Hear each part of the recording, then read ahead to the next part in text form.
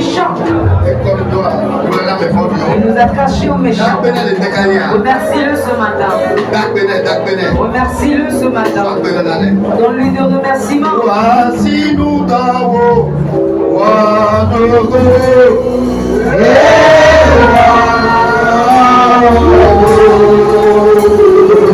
Les œuvres sont miraculeuses.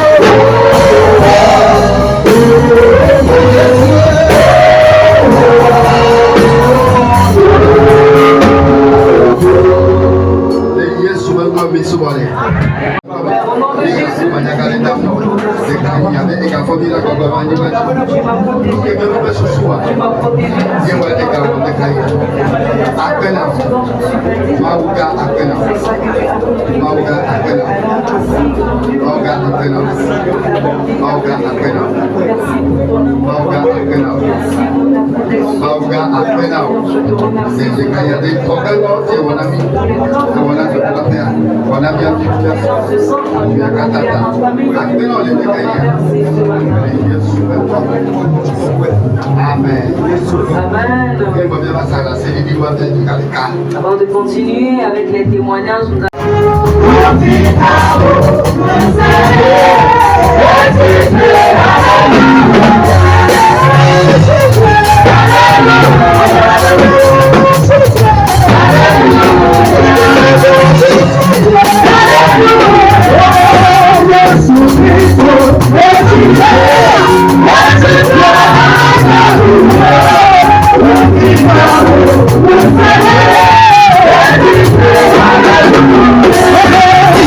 Hallelujah.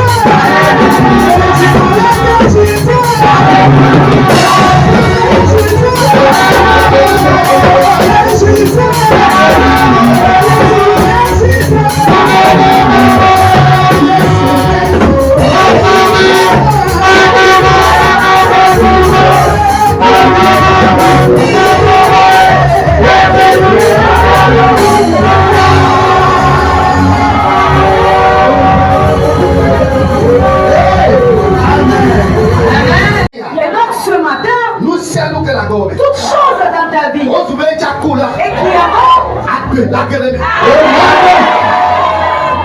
ce sera vivifié. Amen. Amen. Aujourd'hui,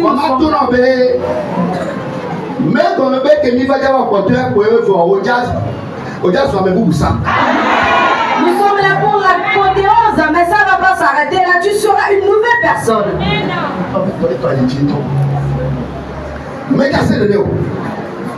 Ça ne s'arrête pas là. Ça ne s'arrête pas là. Les choses dans ta vie qui ne sont pas fructueuses seront ôtées. Ce jour est spécial.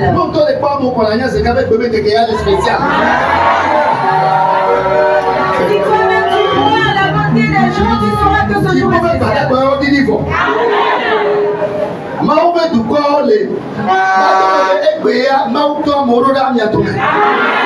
L'armée du ciel est déjà au milieu de nous. Les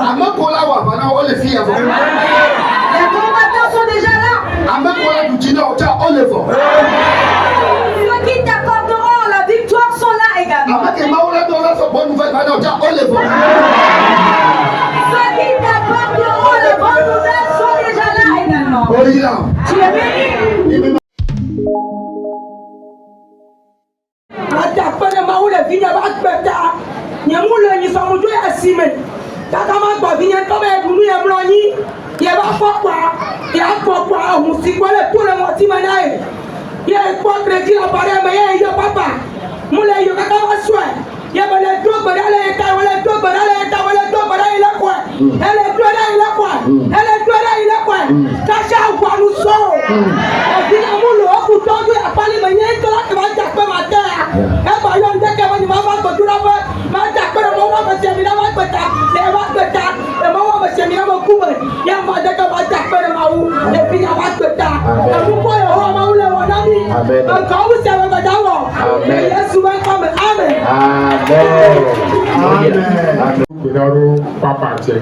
Amen.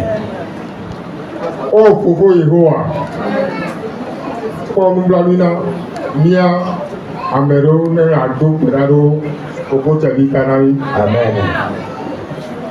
Vous qui êtes vendé Kanyaro, vous l'avez dit, ça fait bientôt 2 ans. Pour moi, on y a réglé. Vous êtes au coin de Seront pour le donam. Donc, comme me fait aider à essayer de sortir de la cour, qui te plaît pour vous. Pas capable de sortir de l'eau, nous jouons à Moïkana. Le Moïkana, on va le comme cacao, Maoba, me donner dans le coton, sinon, ma tout. Et que on a fait une propre. Ma même le doigt pour pas y aller bientôt 1 mois.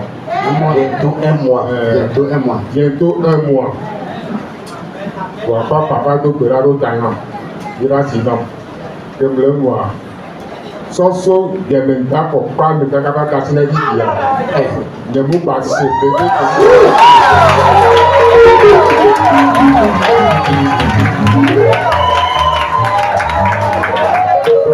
Ne vous participez pas. C'est que vous faites casser la vidéo. Comme le papa. Papa dit d'assez, il y a tout que là où papa va que ça. Les ballons, c'est les ballons, il y a pas. Amen. Ne pour qu'il ait pour y aller à Japan, il y a le poids. Amen. Amen. Amen. Amen. Oui, il y a. Bien assez. La mission menacée. D'après quand on est mal, on a tout pour toi là. Amen. Il y a mon poids. Wow. Ma ou que you are, ma wa edo vongona. Amen.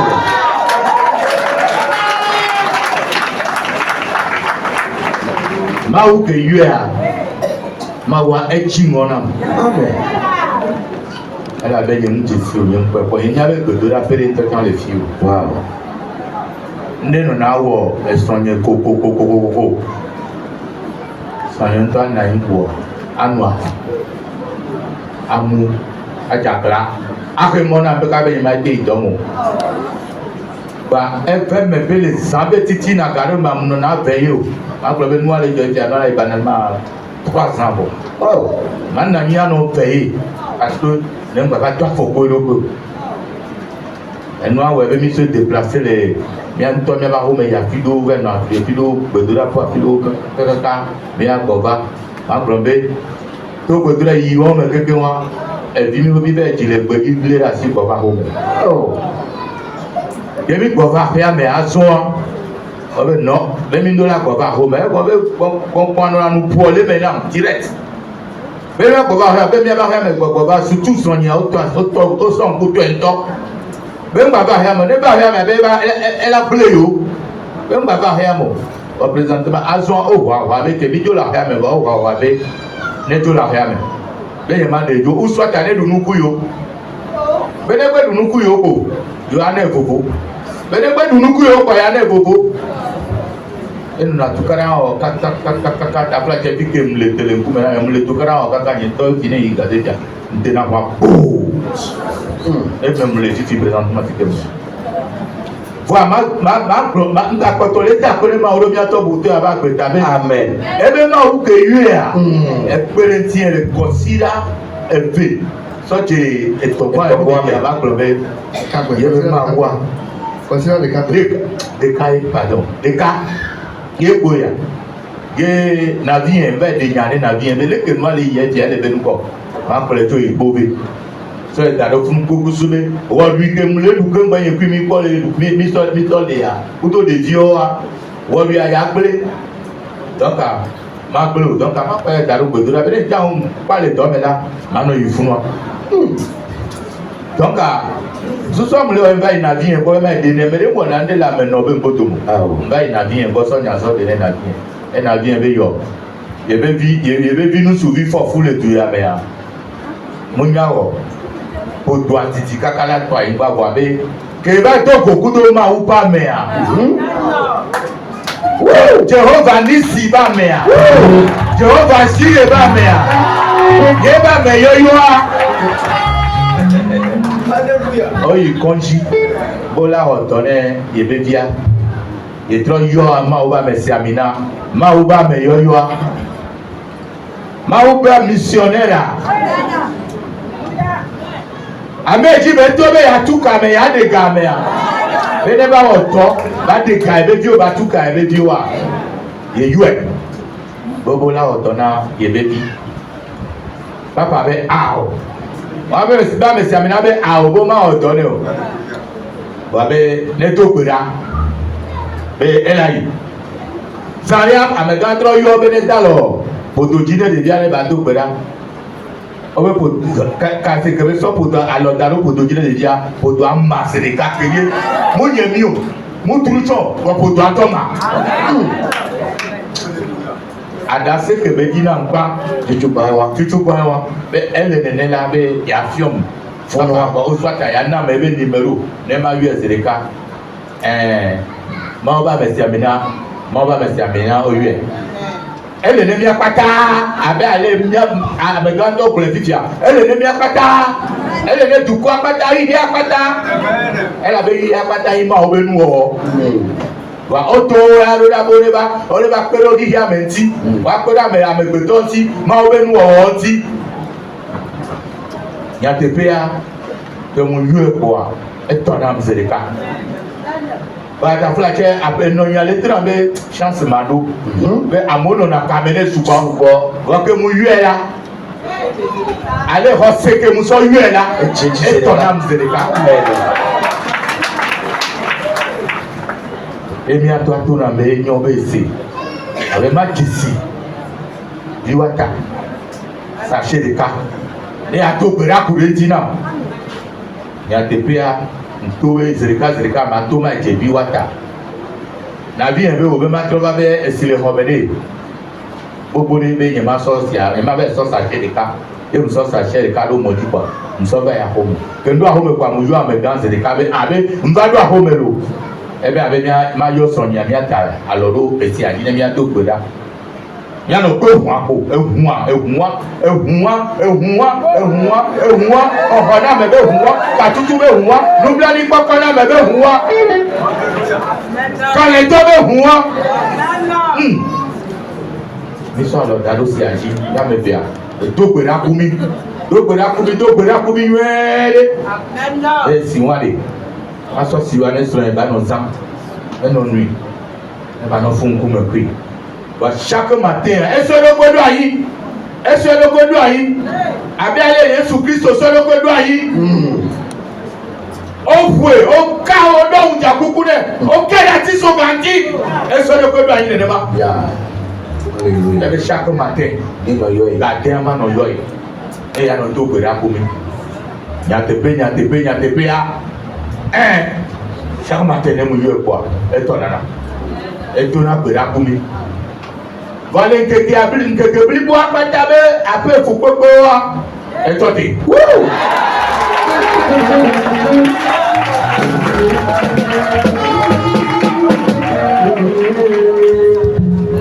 Futu echa Yesu bo. Ke ko be nene ezo ja fa mene ya. E trove kuro nene ba beke. Ke mu ko na. Je sais que ye eno ato su gbogbo le yo mene ya. E tro anu no nene to yo nu tike. Le bi de kala si e tro ko yo nene to ba to na la robe. Ye mate nyeo. Mo fa dare. Nous sommes vendredi à nous, nous sommes avec Jahaba de Sonia. Et le Bakata la Canelle. Vraiment, où est la sienne? Amen. Ma ou que yo ametaya. Amen. Forcez la signe, et la ouais. Amen. Et une de Camille Kona, min hone se wa ibe. Bon, ma ou nanu po abesia me po. Mi apata mi le fi ami do nana po. E ke ma ou sone ewa. Ewa. Spécial. Nous pouvons le tio. Bah, ça dit. Critique. Critique mu le tio. E ke ma ou sone ewa. E me na mi po. Mi apata mi le fi ami do mi abe nana po. Ouais. Nenyo no we bia. No vi ola na haji no be nuka. Eto akire ao mau ya te pebe mau ewo na ebe nzerika bakli zerika Amen. kwata zerika Amen. kwa sepo Amen. kuto Amen. ne petendi Amen. oh santa na echaila ela to me do parce que yabe fike yaba do ku e ya do problème. Amen. Amen. Ela to me do ba me ne ba décourager. Et ya tepe akengbe ma ba close la so be ba ke mateya avuku ko e Evaya. mbe nya chimbe mina zana be wo be mi e do ho be la ku e ka me ku susume mi alu pe fi ani ba ga fi o be o mi la yi ma mo le mi asi Amen. Amen. Amen. Oyira. Evado. Elle est de la paix, elle a pas d'homme. Oyira.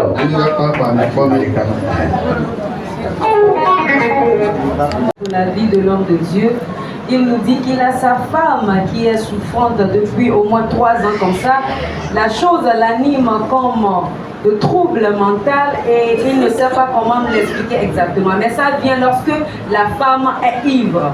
Et c'est dans ce cas, il a traîné avec la femme sur des camps de prière et autres. Et finalement, il a décidé d'amener sa femme à Kobe. Et c'est là il est parti narrer l'histoire à sa tante. Et la tante lui dit, mais attends d'abord, je connais un homme de Dieu. Celui qui a délivré mon enfant, garçon, et il avait le ventre ballonné comme une femme enceinte de 9 mois et on devait opérer la femme de l'enfant. Mais arrivé à l'hôpital, l'homme de Dieu a prié, il disait que l'opération n'aura pas lieu. Et en même temps que l'homme de Dieu a prié avec l'enfant de la tante, immédiatement le ventre s'est aplati sans que l'enfant ne chie ou ne vomisse quoi que ce soit. Et donc la femme lui rassure qu'il est certain et que cet homme de Dieu qu'il a fait pour son enfant fera également le cas de sa femme. C'est comme ça, immédiatement, il a appelé l'homme de Dieu. L'homme de Dieu lui a demandé de chercher un sachet d'eau de pure water et s'il rentre à la maison, de l'appeler pour qu'il prie sur l'eau pour lui. Arrivé à la maison, en même temps, il a appelé l'homme de Dieu. L'homme de Dieu a prié avec lui et sa femme, la main posée sur le sachet d'eau. Après cela, l'homme de Dieu leur a dit, évoquez juste le sang de Jésus, parce que seul le sang sauve. Et chaque matin à 6 heures, je vais prier avec vous. C'est comme ça que l'homme de Dieu prie avec eux durant au moins une semaine comme ça. Et il peut nous confirmer que la femme est totalement guérie. Et ce matin, il est là avec la femme. Et il sait que ce que Dieu a commencé, il va l'achever ce matin. Amen. Alléluia.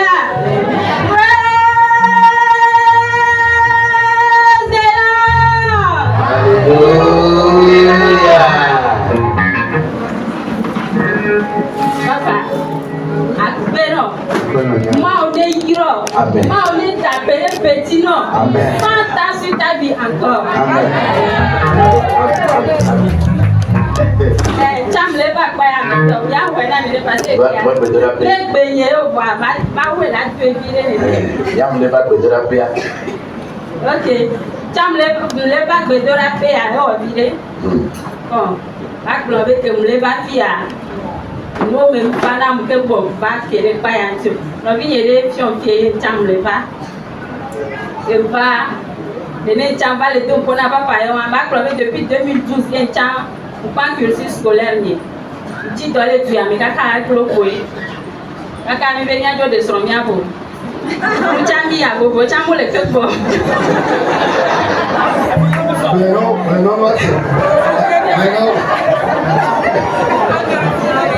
om de na strombo no Amen. kulu ku cha gba le kulu yo nya chami le mi ba dogo ku papa de nya o me ne ba le tajo bitukire ba to ajo amule nko ba ko papa to gbera ajo amule nko gbe papa ba to gbera papa to na be constellation abe ne papa constellation ne ba nu ani gba ya sanuko ngba ya sanuko mle tu fe o ni papa be o ma sanu ko la o ni papa ma ji do ni papa be o e to gbera ne be to ko la dia ma o ke do de fi to ba ko ni to gbera de tawa ma wala ploy Amen. Akodo ya na o amen chamuya nimji gante ko gadina je va le o batona papa be papa ko dolo ene nyawa doko ko be gardien on la ka be oké consécration le o gardinage ma wala don la de le gardinage be mo wa ti mo on se wala de o amen gardinage a me mule kwa ma ti le ba jogo ku papa me papa mi ba to ye ko mi ba to ko le ke pore ba ya sa wa ti nje ko le ba to bera be papa semaine ya ni ba gorogoro a me ton de do la jo papa be ko se wa e la de ke mi semaine a me ba na ni kwa ye ba pe to ka be ba yo pe ko lo do le ti am le po kaka o yi sukula be en cham wo vire nya bole ta go ya te te so aso ho ma ba le nya ko ke amo se be ni ke so ni lundi que couleur doa que pas doa o be ma de gati ba wa dare O do ya ni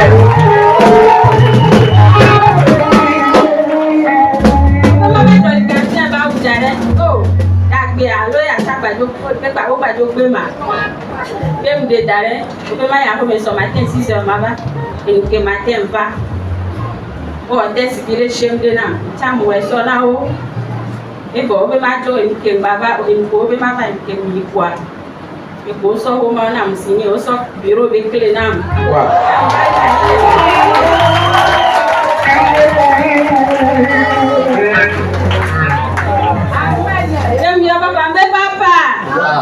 Au, ma wa kutinam lo. Amen. E bo wa kontra na wa bo ko we. E pa Joshua, e pa yo amen bo dia. E kontra wa kan wa le tri ala kwa kontra wa la. O ko na me ro ba, o we na nya pa. Se me pa tire. Amen. Se a tire. Amen. Au. Papa m'a ira. M'a ira. Donc on n'a pas souvent pour la personne quoi. Allez madame Atou, quel bateau. Donc on n'a pas souvent quoi. Ah. Papa m'a ira. Amen. Dit la médecin. Amen. Quoi, on dit là notre conseil de 4 jours. D'accord, il se coule. Au mal la sio, le dit donc. Bakwa dore adi bon do abenari ko eni ko ma ya le ko ma ba no do ya ma wa de la to amere le mo anti be ko na o amen e dore pe ko te ho licence o te ho master o te re pe ne ba nya amere ta ba no pe ti be la ano saboto ko eni are ba no pe ti ma o la to do la de le fu la ba ko na amen amen ma o ne irani amen amen ma ne irani lo Isso se me destrói quoi? Il a bon. Quand il a détruit, c'est où? Il va troquer le soukou boumé. Il est seigneur vivia. Da abe betone woto. Il l'on peut vivre en manière il troquer que. Gardien beto be ko, comme tu ne pas la ton wachi. Alors quoi, au Gambouné. Quand les années papa tombe le bâti de prière, à la double année. Eh ben tu as mis et il va péter va y mais il va. Et il va bien il se voit. Il est tourné de tiens au Alébebo. Il tient à Alébebo. Il est tourné de bon. Ne ouais mais c'est va. Quand il y a aucun que soit CVA va il va péter quoi. Et bien tu n'as pas il va y tomber quoi. Donc on va il est gardien va vous garder. No va encore ce que les naïs bureau be créé. Il tient à son bureau naïs paye du chef. Papa bien fait le contrat, ils vont bon et fait papa go là au contrat. Nya wa omo na mo go on e yi. Et quand il y a soit tu les balais. On tient de que là on a chalé. Et on soit tu les balais. Amen. Amen. Ma on est dire gbogbo re. En pe to gbodo ale o. To wa ji mo ga ya gbogbo re. Le Yesu ben comme. Amen. Amen. Amen. Ne peut se contrat garé, alors on doit peut garder quoi. Ne gars demande ben téléphone. Elle a to fille la ba to funda. Amen. Amen. La sœur remercie Dieu ce matin pour accompli pour elle au travers de l'homme de Dieu. Elle nous dit que depuis 2012, elle a terminé son cursus scolaire, mais elle n'arrive toujours pas à gagner de l'emploi. C'est là, elle voulait se marier pour être libre, mais plutôt c'était pire. Elle s'est mariée et elle a compris que c'est également une autre école, le foyer. C'est là, elle fréquente ce centre de prière, elle vient auprès de l'homme de Dieu prie souvent avec elle, l'homme de Dieu lui demande, mais le commerce ne va pas pour toi, tu me dis que le commerce ne va pas pour toi, tu veux faire quoi d'autre? Et elle disait à l'homme de Dieu, homme de Dieu, je veux travailler. C'est comme ça l'homme de Dieu a prié avec elle, l'homme de Dieu lui a dit, vas-y, et Dieu qui m'a envoyé, ce Dieu t'accompagnera pour gagner un emploi. Lorsqu'elle est repartie, elle est partie gagner un métier de gardinage. Elle n'a pas refusé, elle a commencé ce métier. Elle a appelé l'homme de Dieu pour lui dire, homme de Dieu, j'ai gagné un emploi. L'homme de Dieu lui a dit, bon, c'est pas mal. Au travers de ce métier de gardinage, Dieu t'ouvrira une porte aussi grande. C'est là, elle a continué dans le métier de gardinage. Un jour, son patron l'a appelé et lui a demandé, mais toi, je te vois depuis comme gardienne, mais est-ce que tu n'as pas fréquenté? Elle a répondu à son patron, oui, j'ai fréquenté un peu. Bon, je ne sais pas grand-chose, mais j'ai fréquenté un peu. Le patron lui a dit, demain matin, tu m'apportes ton CV. Elle a apporté le CV. Le lendemain, elle est venue, on lui a dit, enlève ton habit de gardienne. Elle n'a pas compris, elle pensait qu'elle a perdu son métier également. Lorsqu'elle a enlevé son habit, on lui a remis une clé de bureau lui disant que à partir d'aujourd'hui, tu es chef de ce bureau. Ça ne s'arrête pas là, elle a appelé l'homme de Dieu pour témoigner sa gratitude. L'homme de Dieu lui a ajouté, est-ce qu'on t'a déjà signé un contrat? Elle a dit non. L'homme de Dieu lui a dit, avant la fin de ce mois, tu auras ton contrat. C'est comme ça, elle a continué le travail et exactement comme l'homme de Dieu lui a dit, on n'a pas signé le contrat des autres, mais on l'a signé son contrat parce qu'elle a connu un homme de Dieu, parce qu'elle vient de quelque part. Amen. Amen. Wawa pas folie kat de grapia. Kotokorioni. Maléa ta flatché. Bon, nous, quand tu trouves fille, il me dit à Korea. Avec encore toi, il y a une vie de Kaba fille à Port Sivé. Et qu'on l'a dassé d'imto, donc bon, tia, et à chaque fois, on a peu, mais et tu as des Kaba peu, mais. Donc, tu vois, il via et tu dors. On se sait, yo, des peu de dopo. Voyez, il vient de bien haut. Il réattique et débat. Et au tio, donc, quoi, quand tu chimé. On a des vies, non. Au tio, faut qu'on mène. Eh bien, les chamas, tant de mégoa. Des vies, ben la meraya. Et au fike woyi na e o kona tun kwakwa e pe ariwayi e be fi goacha e chama de même problème ye to le be fike o ko buya tova ma o ba me e pe ariwa ko e ye ti o le mi adobe no pa zaria o jibe wa ko ma pa me ade nya bebe do na o e ba o ma me ade pere yo ti ale wa ko do ti na yo be ku hio Oira Milo, opa me oira. Porque te va a dar ni de papua. Amen. Les deux mamans, les deux sœurs que notre papa vient de nous présenter, elles sont des musulmanes. Elles nous témoignent qu'entre-temps, une de leurs filles était venue ici et lorsque les gens témoignaient concernant donc la pierre, les pierres dans le centre de prière, la fille aussi a pris une des pierres et l'a amenée à la maison.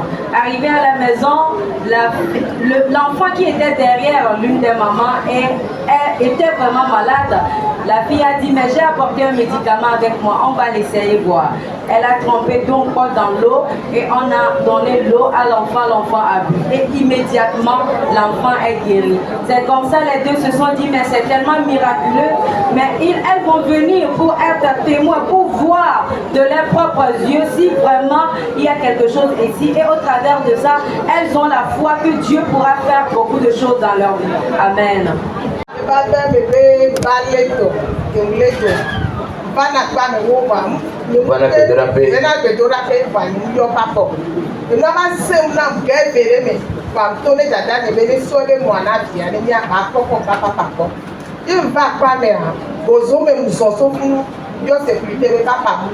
Quand vous voulez les filles, quand vous voulez sécurité, vous voulez comment, mais pas parler, vous ne pouvez pas parler.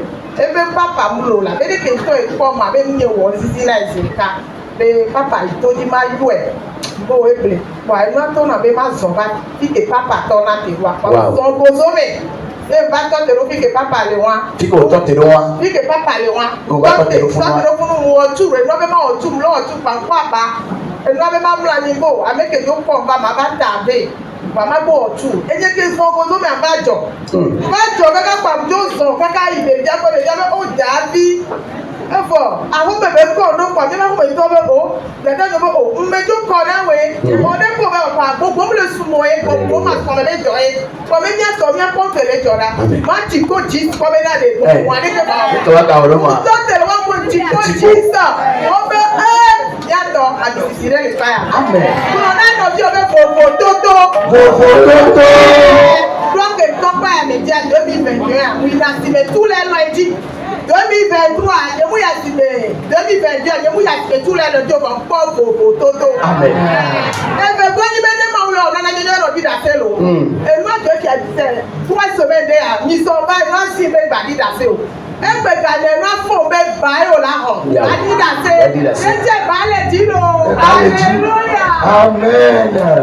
Matin parce qu'elle nous dit voilà, entre-temps elle était gravement malade et on l'avait pris sur moto depuis la maison pour venir ici. C'était pas un lundi, donc l'homme de Dieu n'était pas là, il était à la retraite.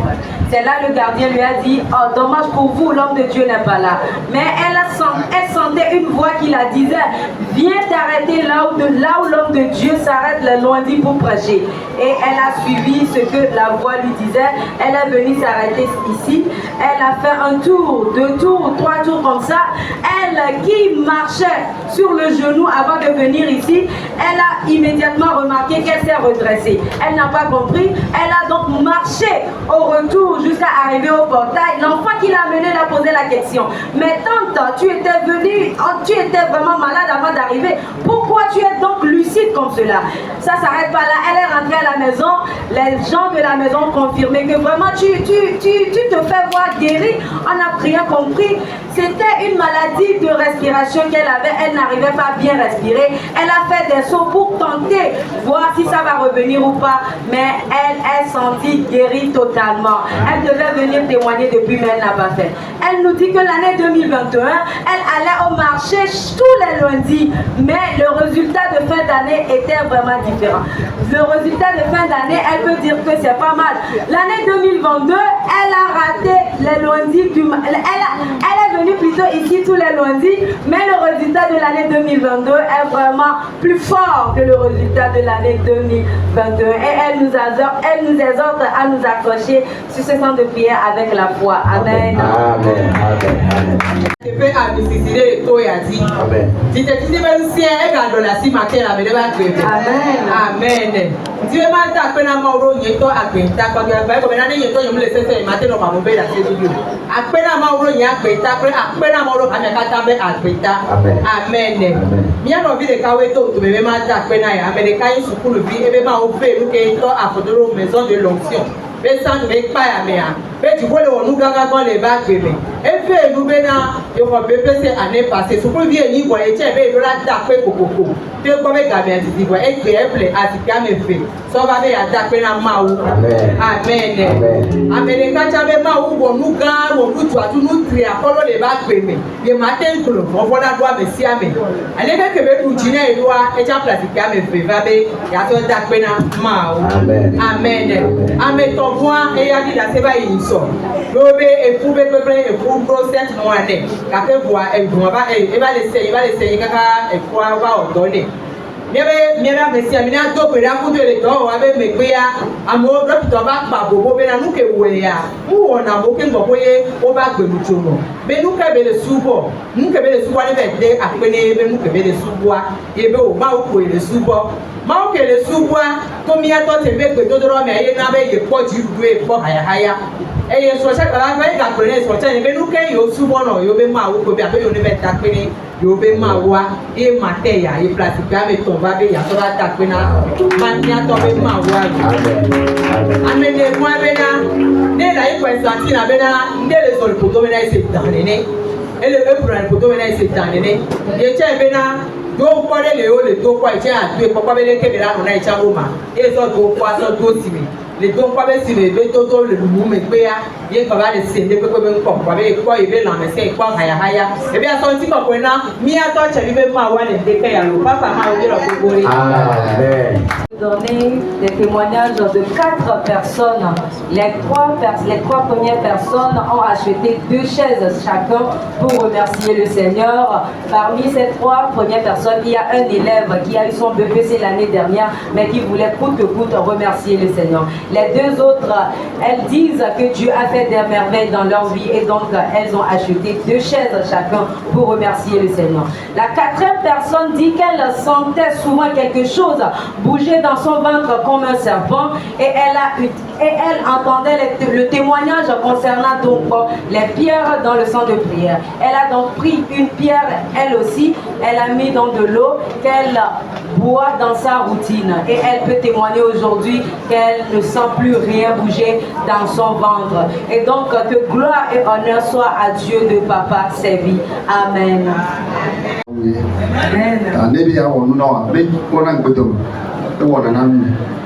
Elle a make a famille que me solo, make a leke lero, mau awe, aga wana ocha. Le Yesu welcome. Mi akpe ko madana mau ni so jeudi. Mi anore plus via, plus mama yo via over gonye le fia. Le todo kamenao. Nyanya pova amayo via le ledo. Entobe via ele beli. Et bojo tellement que ngova moi amole boye ta ova no sal attente Ça d'attente on le vire quoi. De vie à quoi mais a dit quoi. Tant de beaucoup. Oh, avec les bourgeois, avec les toits, avec le héros. Et on peut nous voir quoi. Il y a une fille à la maison de l'option. Il y a une fille qui est bonne à Mississippi. Nos femmes calées que calées Dioro. Kaka on la va cogner et voilà. Mimi ba to pele le keda akpe ko mi tana mawu bo kaka na bifia elle est la mesene amen bon amen considère qu'on va y amen. Papa nous dit que le jeudi passé, une dame était là avec son enfant qui se sentait tellement faible, l'enfant ne pouvait plus bouger. La dame était là avec son enfant et son petit-fils aussi. L'enfant était gravement malade et se sentait tellement faible. Et donc, les trois patientaient papa dans la salle d'attente. L'enfant disait qu'il voulait aller faire ses besoins lorsqu'il a commencé par courir. C'était étonnant et donc la dame avec son enfant disait, mais il ne pouvait pas se lever. Pourquoi il commence par courir? Et elles ont appelé l'homme de Dieu pour lui dire comme ça. Voilà, une fois chez l'homme de Dieu dans son bureau, elle témoignait à l'homme de Dieu que l'enfant qui se sentait tellement faible, qu'il ne pouvait même pas être debout, il voulait aller faire ses besoins et il commençait par courir. L'homme de Dieu leur a répondu, ici c'est la maison de l'onction. Lorsque tes pieds foulent le sol de ce centre, tu es guéri avant même que l'homme de Dieu ne prie avec. Amen. Amen.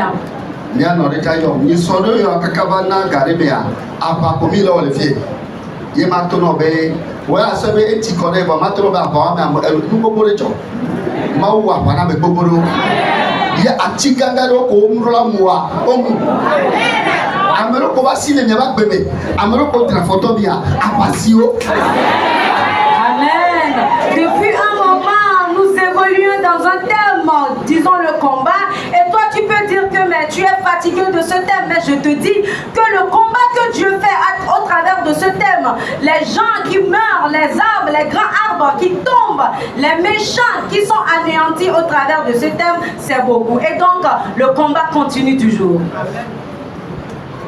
Et bien on regarde tout le monde considère mais pour ça que mito berapa ya mito berajola be ura be de kan kwa chai tati ati que la comena yo me le faut le plano le dia be mu de kan yo.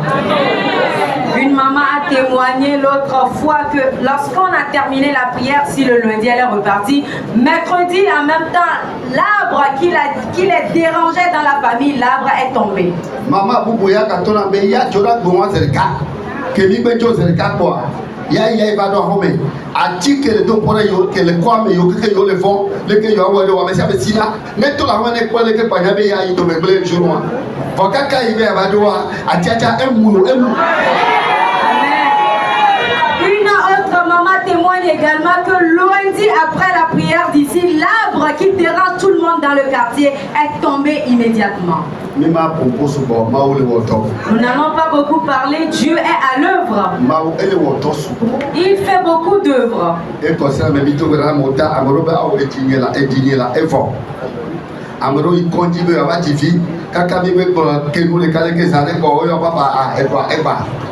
Et l'homme de Dieu a prié avec beaucoup de personnes dans la semaine et ils ont eu leur solution. Toi qui es là, je te dis, ne crains pas.